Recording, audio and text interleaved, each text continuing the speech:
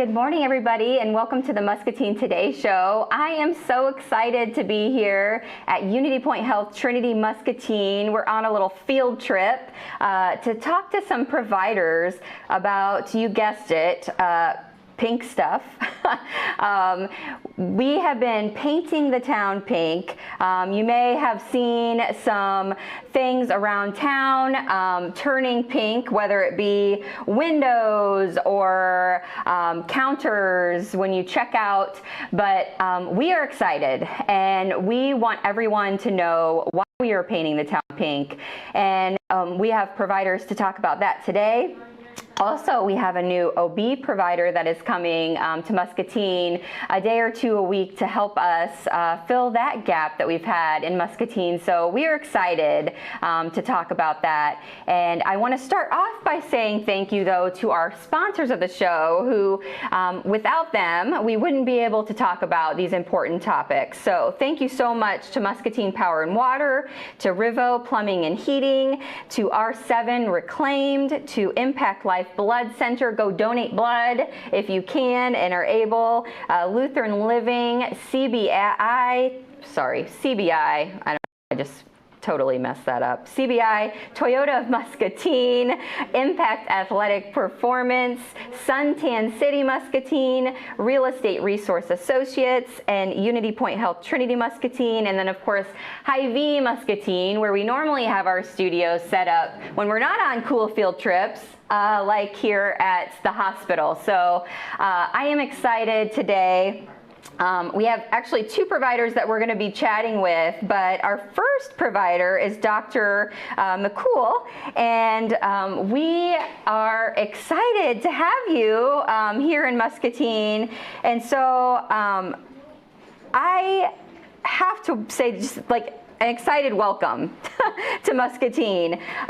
We here in the Muscatine community are excited to have a new OB gyne provider here. Can you tell us a little bit about like what inspired you to come to? I know you've came from out of state, correct? Yeah, I came from Missouri. I was practicing in a similar sized community in Missouri.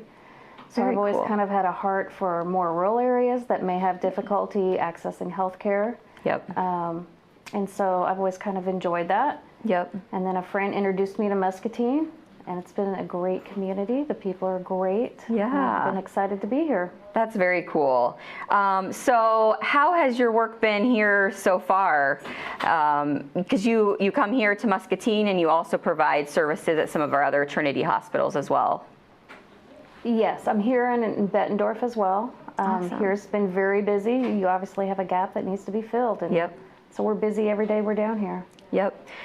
So we have been observing Women's Health Month here in Muscatine. So Discover Muscatine, we especially, with my past and some other local gals, we gather together and really focus on breast health, but really it's Women's Health Month. And so women always take care of others first. I mean, it's just this thing that we do for whatever reasons. And in the context of the past 2 years, I think even more so, we've been taking care of other people, right? And what would you say to other women in the community about the importance to, I guess, take time for their own health, even during like this pandemic?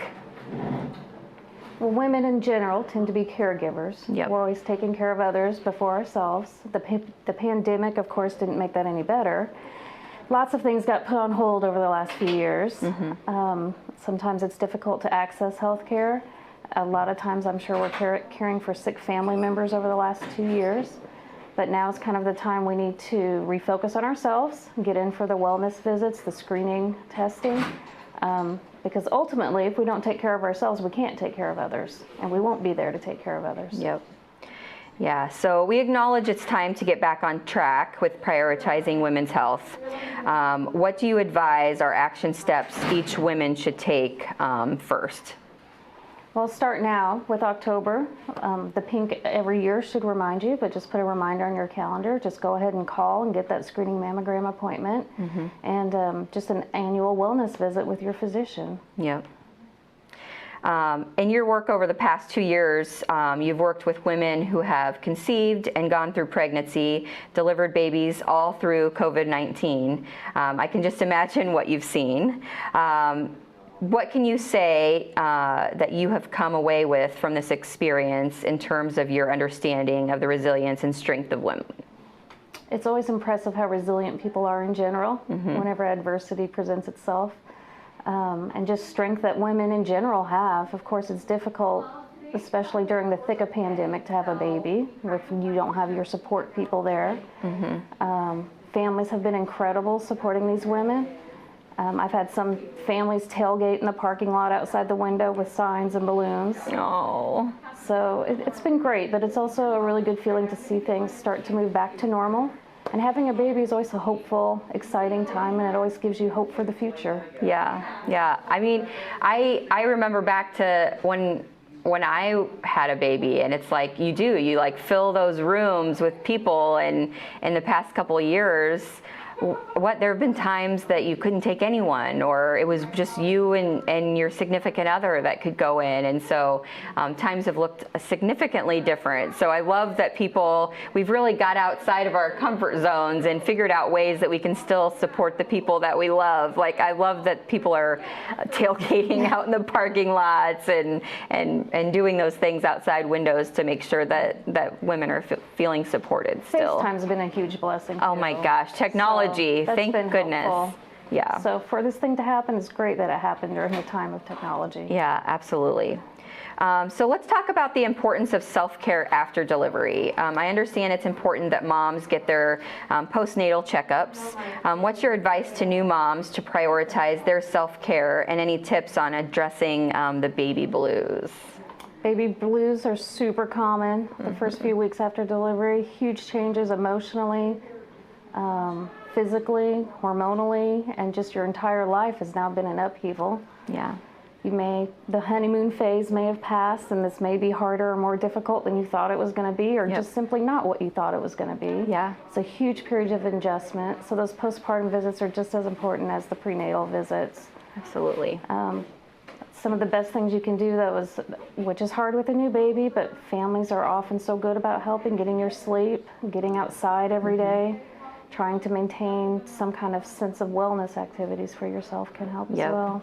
Yeah, I love what you said earlier about how if we don't care for ourselves and take care of our own health, we're not going to be around. We're not going to be able to care for the other people in our lives. So it's so important that we do take that time, whether it's going for that walk or whatever it be that you look at as self-care for yourself, taking a bubble bath or whatever it is, reading that book, exercising. Take that hour a day to exercise, get outside, whatever you need to do to have that time for yourself. Makes a big difference. And it's so important for our mental health too, especially with a new baby, to have that moment to kind of just be yourself. You lose that a little bit with a new baby. You're like caring for this little infant that is now taking over your life, and it's an amazing experience, but it's important to care for yourself as well. I am so glad that you joined our community, and that you're just we definitely need you here. So thank you so much for coming. I'm excited to be here. Welcome. I look forward to just seeing what the community has, but they're going to be excited to have you here. So how long have you been practicing here so far? Not very long. Started the end of August, beginning of September, so not very long. So, well, now people know you're here. It's official. And we've already been busy, so I don't know if that's a good thing. Well, everybody has been talking, and I'm sure that they are going to be excited to hear that you're here. As much as you're here is a blessing. So thank you so much, and thank you for coming on the show and chatting with us. Women's health is so important, and take care of yourselves. And I appreciate you coming on the show today. Thanks for having me. Yes, thank you. We're going to go to a quick break, and we have another provider on to talk a little bit more about women's health. We'll be right back in just a second. We just don't work out in a single plane of motion.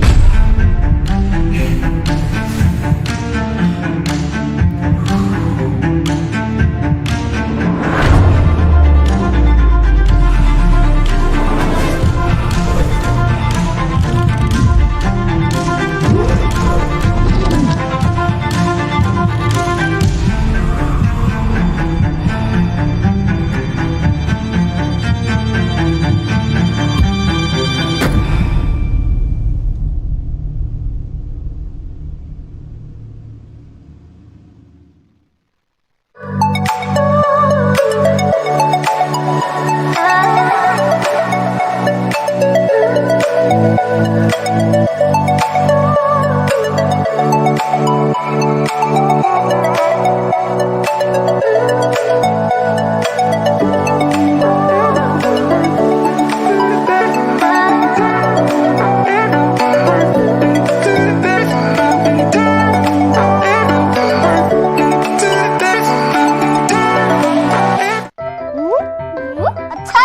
This is an important message for all you grown-ups. Get the COVID vaccine. I miss my friends. This is the end of the message. I'm back. Not so fast. You can't return to a regular program yet. Not until you get the COVID vaccine. This for real is the end of my message. Safe care, your way. Unity Point Health. Know how much you matter to this world. Does it really matter how beef is trimmed? Meet the facts. Fact: Hy-Vee has higher standards when it comes to trimming beef. Hy-Vee Choice Reserve is trimmed with only 1/4 inch of fat, so you pay for the meat, not for the fat, and get what you pay for. Are you getting what you pay for? Stop paying for the fat.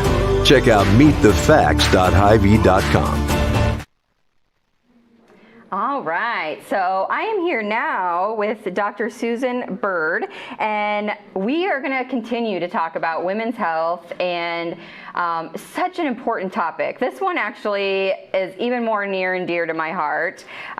We talked a little bit before the show, but this is going to be really honed in on screenings and talking about mammograms, and this is like your neck of the woods, right? So you are in imaging and radiology, and like that's your specialty. So let's talk a little bit about screening. So tell all of us, why is it so important for women to get screened? Well, screening mammography truly is the best way to detect breast cancers early. Yep. So it's important for people to get into the system where they get annual screening mammograms, and we can find things that are smaller, treatments simpler, and outcomes are better. Mm-hmm. Yeah, absolutely.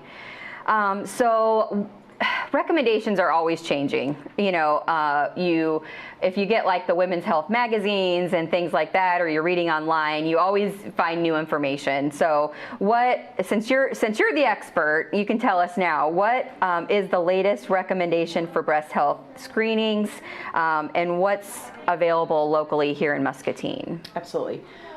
The American College of Radiology recommends that women start their screening at age 40 and then get it annually after that. Yep. Now, if you have a strong family history and your mother was diagnosed premenopausal, then we recommend that people start 10 years prior to that. So if your mother was diagnosed at 37, we would say you should start screening at 27. Mm-hmm. Okay. Miss Ashley. Yeah. Today is Pedal It Forward Day. Oh! And you are one of my very favorite people in this whole world. Oh. And I wanted you to have, so the idea of the day is to not only receive flowers and get joy from receiving flowers, but there's 2 bouquets, so you keep one for yourself and you give one to somebody special. Yeah, so Thank you. you're welcome. Happy Pedal It Forward Day. Thank you so much. You guys are amazing. Thank you. I love that day. I will Yeah. pedal it forward. And while we're here, we might as well give you one also. That's so you. cool. What's So your sweet. name? I'm Susan Bird. Nice to meet you, Susan. Susan. I'm Jen. Thank This you. is my daughter, Kirsten. Thank you so much. You're You guys are the welcome. best. Guys, have a good day. Thank you. Thank you. Aw, that's fun. I know, it's wonderful. Thank you. I love it. So cool. Flowers are the best. They are the best. They are the best. They can cheer up anything, right? Okay, so I just lost track. They made me lose track. So we were talking about what's available locally, and truthfully, we are so blessed to have in a small rural community the availability of what Trinity Muscatine has to offer and what your department offers us here. And we were talking before the show, and I mean, I wasn't even of age, you know, and I had no family history. And I just so happened to find this lump. But the cool thing was immediately, I had this facility that I was, I found this lump, I immediately called, they got me in right away, and immediately we were able to get things moving. And without a facility like this, without, Trinity and the radiology department and having such amazing friends here, who knows? I was telling you before, my cancer was tripling in size from one appointment to the next. And so it's so important, I tell my friends all the time now, like, even if you're not of age, even if you don't have that family history, the self-checks at home are so important. Do those up to that point where where you're supposed to be going to get those mammograms. That's so important as well. Mammograms are huge, and it's so important. But even before that, 40 years old, when we all are supposed to start going, do those self-checks at home and make sure that you're taking care of yourself. So what are some of the reasons that women put off mammograms? I know some of the reasons, but you tell me what some of the reasons you've heard. I think it's inconvenient, and yet, we have availability all the time. Yep. We can work around people's schedules. I think they think it's uncomfortable, and some of the new technologies improved, so the compression's not as uncomfortable. Yep. I think it's scary, because it's just the unknown, but I think none of those things should really stop you from getting the mammogram. Yep, absolutely. Yeah, I think for me, it was always, oh my gosh, like, how uncomfortable is it to be so exposed in front of some person that I don't know? And the exposure was far less uncomfortable than the fact that suddenly I have cancer, and knowing that, if I would have put off that uncomfortable feeling of being exposed, who knows, what would have happened, or if I would have still been here with my family. And so, today, as a survivor, I want to tell you, the exposure, being exposed, if that's what's keeping you from going to get your mammogram today, please, that is nothing compared to the fact that if you wait and you don't go, just because of that, just because it might be uncomfortable, that is nothing compared to maybe, you don't get to be with your family anymore. Maybe it goes further, and now you have to have chemo because, now you're stage 2 or 3, and instead of being able to take care of it when you're stage 1 or stage 0, they can catch cancers at, do you know that? Stage 0, you could have stage 0. And so, the uncomfortable feeling is far less than what you could possibly have to deal with. So please go get your mammograms, and that uncomfortable feeling is 0 when we're talking about. And gosh, the people who are doing this do it every day, and they're so professional, and they are so great about making sure that you're the least amount of exposed as possible, and it's so quick. I never knew how quick they can make, it go. And so I'm blabbering, but I'm very passionate about this, if you can't tell. But okay. So how do you encourage those women, the women who are saying oh, I don't want to, or I don't have time? How do you encourage those women to make the time and to understand the importance? Well, I think some of it might stem from the fact that people think if you don't have a family history that you're not going to have breast cancer. Mm-hmm. So that's sort of a false assumption. Yeah. 70% of the people who have breast cancers have no family history whatsoever. Yeah. So I think that if we can encourage people that getting into a screening program and getting them annually is really the key. Because that's how you find a stage 0. Subtle changes from year to year. If we don't have one, an old one, then we can't really tell these subtle things that develop. So I think friends should encourage other friends to do it. We have promotions for different months, like this month. Right. And they're also, the hospitals partnering with the the Riverboat Development Authority to provide no-cost mammograms to people who are uninsured or underinsured. So hopefully that'll remedy that situation as well. Yeah, absolutely. That actually stems into the next question that I had, which was, what are some of the things that Trinity, not only Trinity Muscatine, but Unity Point Health Trinity as a whole, what are they doing to try to make mammograms and some of those things more accessible to people who need them? And you just mentioned a way that they're doing that is making it more affordable, or even sometimes free if that's the need that people have, and also just making it something that we talk about. So it sounds like there are plenty of reasons that people should schedule their mammogram today, right? So let's talk about what happens after you might have a finding or a cancer diagnosis, what people can expect, or what's new in the world of breast cancer treatment. I think that could possibly be another thing. It's like, oh my gosh, well, what if I do go today, and what if there is a finding? How long do I have to wait, or what's the next step after that? So absolutely, if we've people kind of come into the program in different situations. There's people who feel something and come in and have a diagnostic mammogram, and then there's the people who come in just through screening. But if on a screening mammogram we see something abnormal, we'll call the patient back and either generally do additional views on a mammogram or an ultrasound, and decide what to do from there. If a biopsy is needed, the vast majority of those biopsies can be done here locally. And then there's a few ancillary things, more things in our arsenal that we have. We have breast MRI that we do in certain situations. We do stereotactic biopsies where we can get tiny little calcifications, and if those aren't available here, they're right down the street in the Quad Cities. Yeah, absolutely. One of the things that I really loved during my journey was, waiting is some of the hardest parts, waiting for the next step, waiting for the answers. And one of the things that I've loved recently is how technology has reduced that for people, reduced the wait. And so thank you guys for that.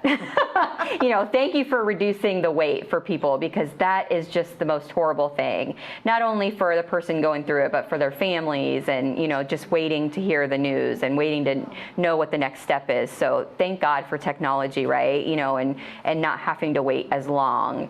And so I can tell you from experience that, there is still some wait, but it's significantly less. And so that's huge when you're going through those steps of when you were talking about, like, okay, well, if you have a finding and then now maybe it's an MRI, and Trinity was so great about scheduling those things and getting those things in so quickly. So it was very nice. That's great. Good to hear.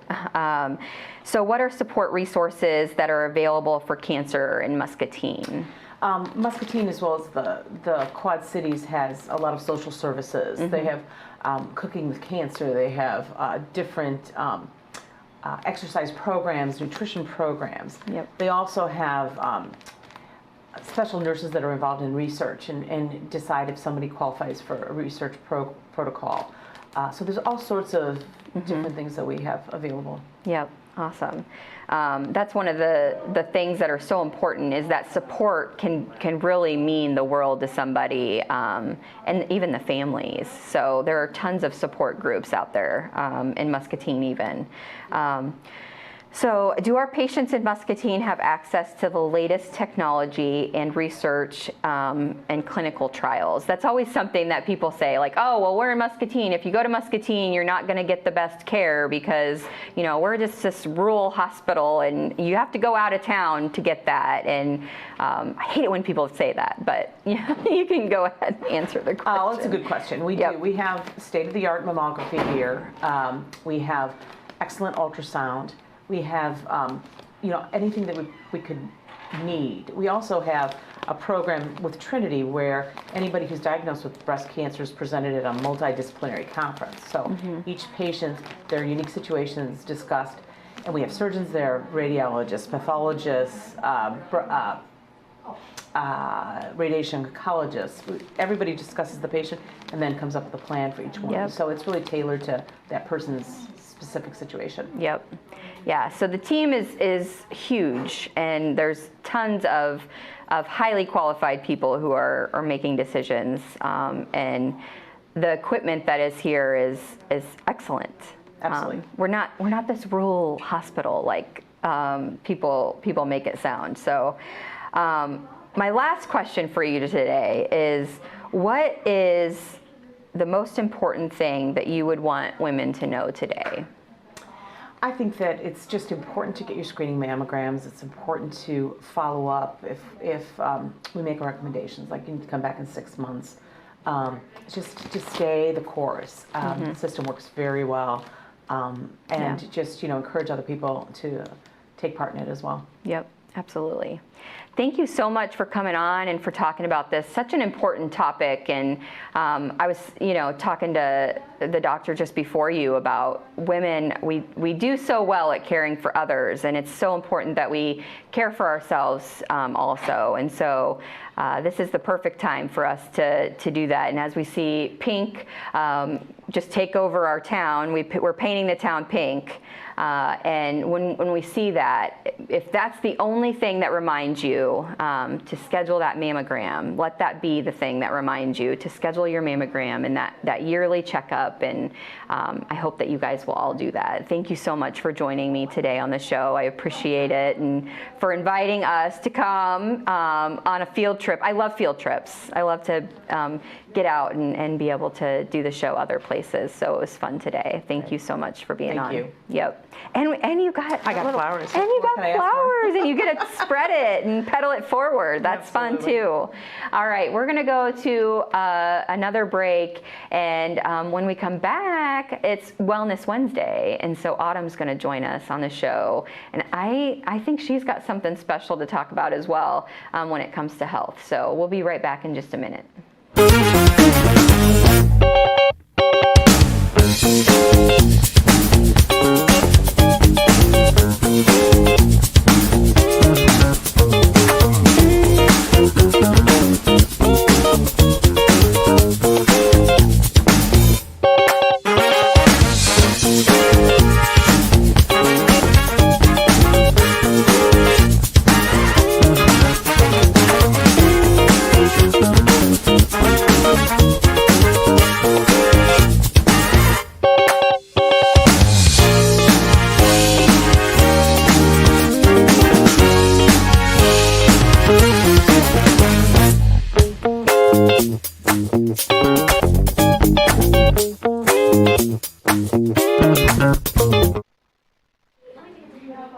All right, so how fun was that? Check this out. Have you guys ever been to Petal and Leaf?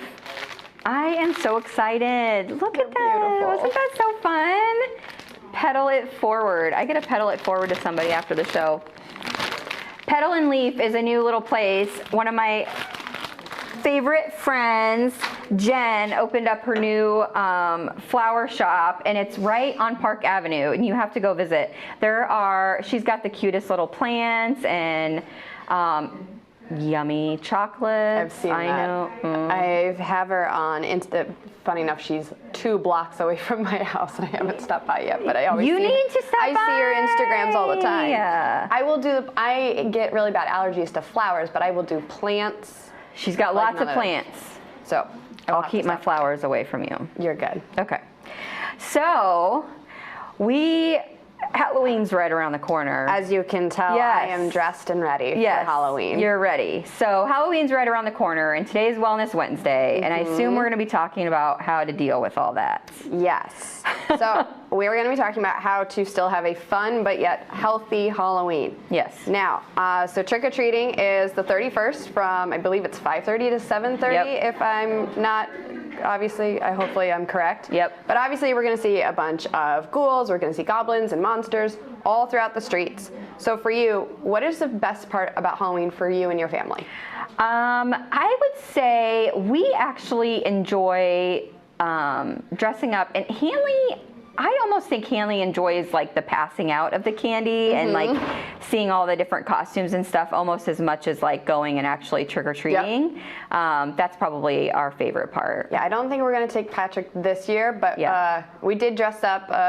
Tony Tone did a apple cider at his house for fundraising. So we decked out in our costumes. So some people got to see what we are. I won't reveal it. You'll have to wait.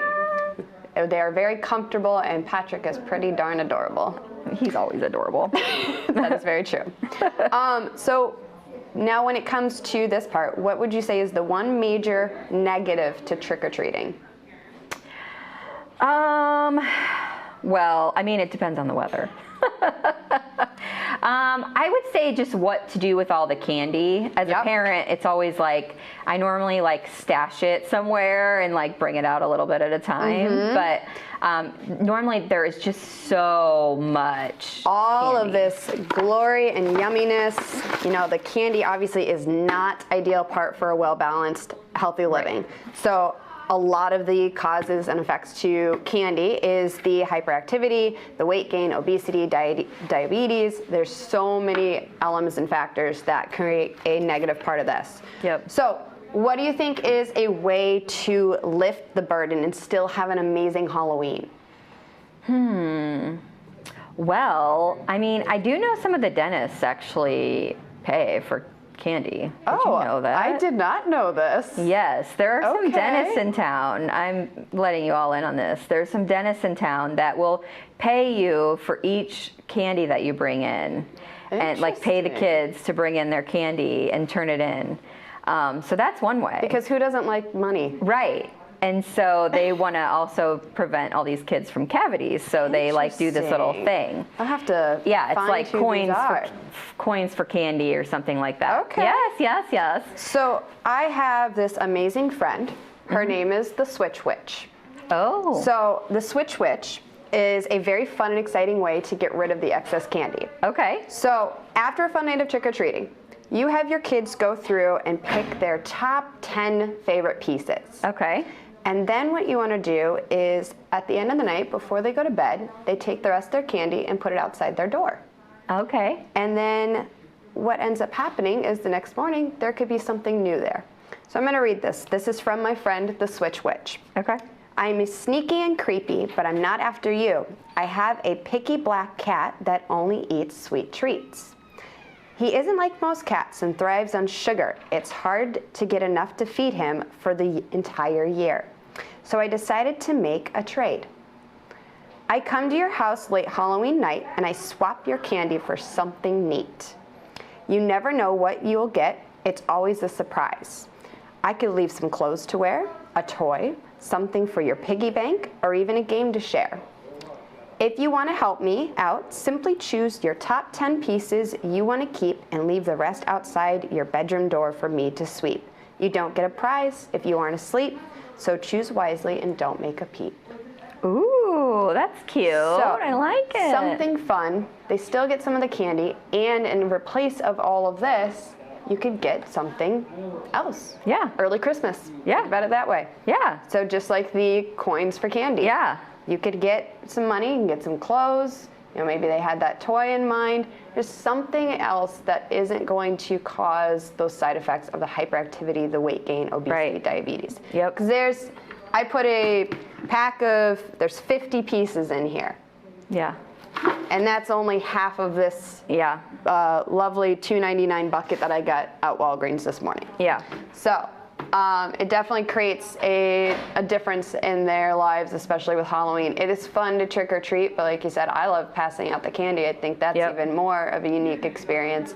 But even just in the sense of portion control, like what you said, you know, allowing a couple pieces, putting them up in a place that your kids aren't going to know where it is. That ends up being probably more of your bedroom closet than probably the kitchen. They can snoop through there. Absolutely. So yeah, I mean, people fear that if they allow themselves to eat too many Halloween treats, they're never going to stop. If I have this entire bucket in front of me, you don't have that self-control. It's understandable. It's not necessarily going to happen, but it's just being mindful and taking that effort of being mindful as well. Absolutely. Because also our bodies probably aren't going to feel well after a while after eating all that Halloween candy. Yes. So you're going to crave a variety of different nutrients. But if you give yourself that time to enjoy some candy without the guilt or the shame, can you continue moving on into your normal healthy habits? It's a lot easier rather than keeping that bucket in front of you. I'm going to take 2 pieces out, the rest of it's going to stash and go away. Yep, absolutely. And here's kind of a fun one. So when you eat chocolates, for example, your Mini M&Ms. your little minis. I love my minis. Do you ever think about how you're going to feel after you have a handful of them? Not generally. Okay. So when it comes to, let's just grab a random one. An Almond Joy. Oh, that's a good one for a texture. So we're going to do kind of a fake eating exercise for this. Okay. So when you are going to notice how you're feeling physically and emotionally before you bite into this piece of candy. So right now I feel great. I feel energized. My stomach feels amazing. Then you're going to look at this and you're going to take a note of like the shape, the texture, the smell, the color, just like what you do with your normal plates. Maybe it's like you're at a restaurant and you're trying something new. You're taking a notice of all these different elements. Right. So right now I know obviously it's chocolate, it's round, the texture is going to be a little bit crunchy because of the almond. You're going to eat this without distractions, just like how you eat dinner without distractions. You're not in front of a TV. You're not watching a horror film while you're munching on this bucket of candy. Typically, you want to be sitting outside of a tech-free area, just like how we do for dinner. And then you're going to completely just be present in the moment while you're eating. Taking it nice and slow. You're not going to shove this entire thing into your mouth. And then after you're done, you're going to ask yourself, okay, was that enough? And how do I feel? Do I want more? Do I need more? Yeah. So taking your time, being slow within the presence, just like how we do with our everyday meals, is the same consideration when it comes to Halloween candy. Yeah. I know it sounds weird and maybe a little different. Yeah. But it's just having that anxiety around Halloween, especially people that have those sweet tooth cravings. I have a lot of nutrition athletes that crave sugar. So it's been working on finding different alternatives that don't relate to this. Obviously, holiday seasons are coming up, so it's more self-control than anything. That's where also support and accountability comes into play, because if you have a high sugar craving and you're a stress eater and it's Halloween season, when you're passing out candy, are you going to take a couple while you're passing out the candy?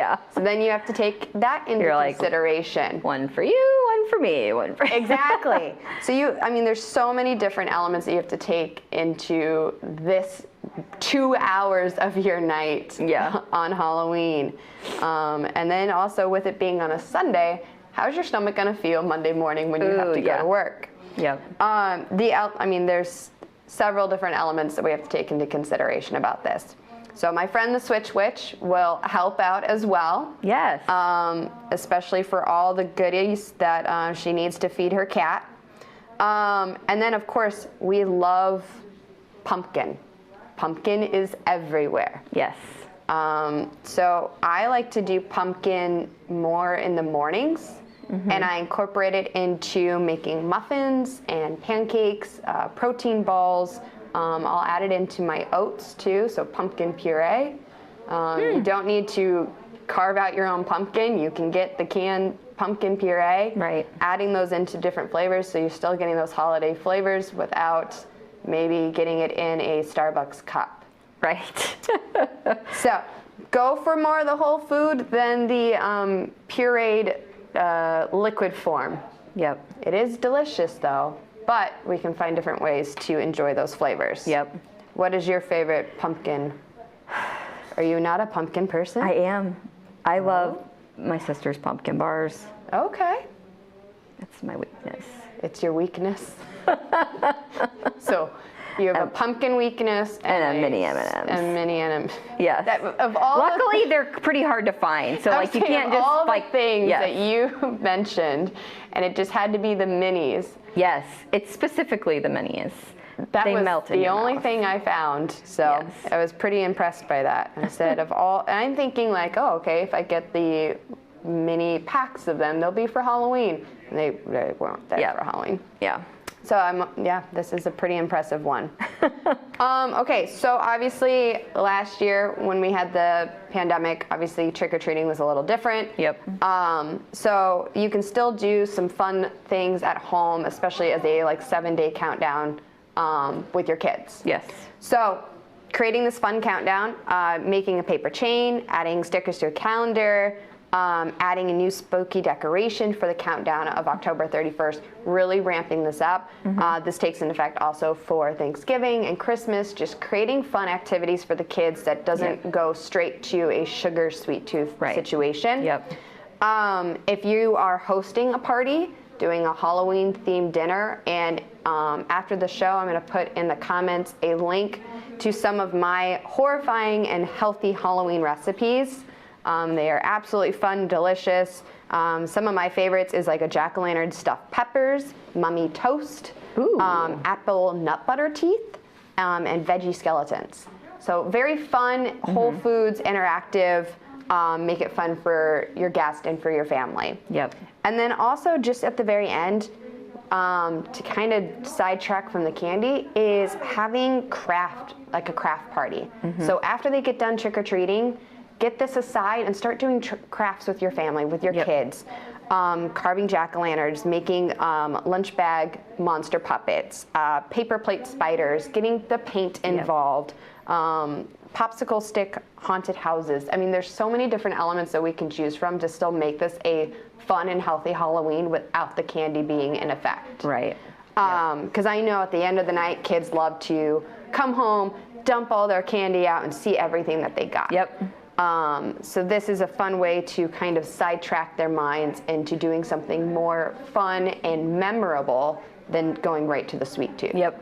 So, I want you to dress up. You can still have some treats, but using these ideas to help just inspire having a haunting and healthy Halloween. Yes, absolutely. Yeah. I love Halloween. It started in August for me, so it's fine. I always make this joke to Scott, it's August, meaning autumn, meaning fall, meaning Halloween. It's year-round. Year-round. I love it. I love Halloween, too. I love dressing up.